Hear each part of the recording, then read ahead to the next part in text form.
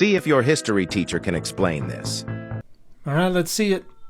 The structure that was found in 1994, called the Gobekli Tepe, has thrown off archaeology. No, it hasn't.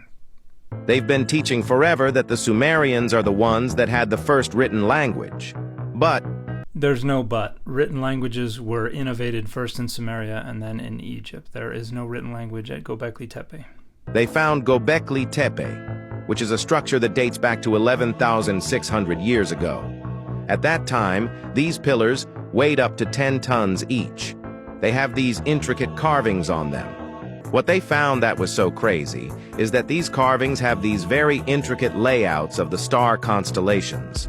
And there's the star constellation called Vulture Stone. It depicts the alignment of the stars and the sun. It was a prediction of when the flood was going to happen. Every culture has a flood story. So the flood that the whole world talks about, that happened 5,000 years ago. This pillar is 11,000 years old and predicted the flood to the exact year. So none of that is accurate, and there is no writing at Gobekli Tepe. However, there have been people who have promoted a couple different theories about Gobekli Tepe being some kind of astronomical observatory, suggesting that the images paint a picture of the constellations. And there are two main theories. One is that it has been oriented towards Sirius.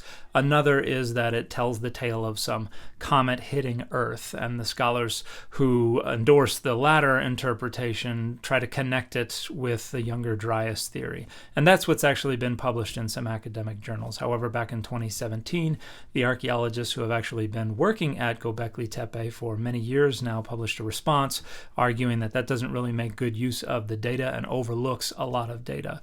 They point out, for instance, that some of these monuments have been reused for other parts of the structure, that they're not in the exact same orientation and position that they were when the structures were operational, just because of earthquakes and the slow movement of the earth and things like that. And they also point out that they think there might have been a roof over this structure anciently, so it really wouldn't have worked as an astronomical observatory. So it's a lot more complex than that, and these theories are really fringe theories associated with things like the Younger Dryas theory and the global flood. So no history teacher is needed to explain what's going on here.